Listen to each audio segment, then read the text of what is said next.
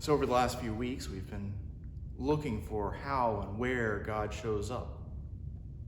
We've talked at Pentecost how God shows up as a wind rushing through town, through a room filled with scared disciples. How God shows up in the creation itself, that the love pouring out of God in full relationship is allowing for new life to spring even out of chaos itself.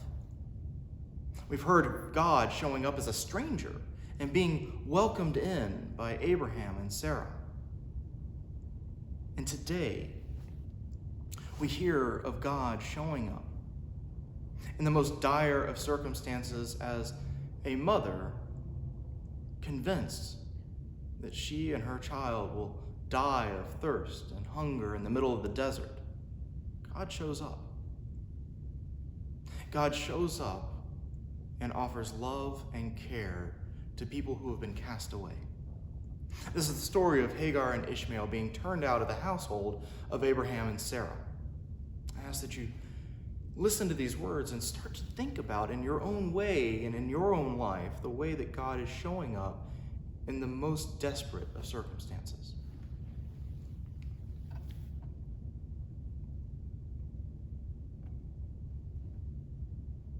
The child grew and was weaned. This is Isaac in the story. And Abraham made a great feast on the day that Isaac was weaned, but Sarah saw the son of Hagar, the Egyptian, whom she had borne to Abraham, playing with her son Isaac. So she said to Abraham, "Cast out this slave woman and her son, for the son of this slave woman shall not inherit along with my son Isaac." The matter was very distressing to Abraham on account of his son. But God said to Abraham, "Do not be distressed because of the boy and because of your slave woman. Whatever Sarah says to you, do as she tells you. For it is through Isaac that offspring shall be named for you. As for the son of the slave woman, I will make a nation of him also, because he is your offspring." So Abraham rose early in the morning and took bread and a skin of water and gave it to Hagar, putting it on her shoulder, along with the child, and sent her away.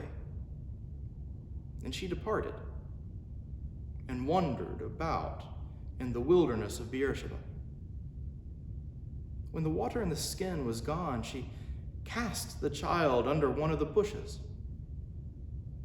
And she went and sat down opposite of him, a good way off, about the distance of a bow shot, for she said, "Do not let me look on the death of the child."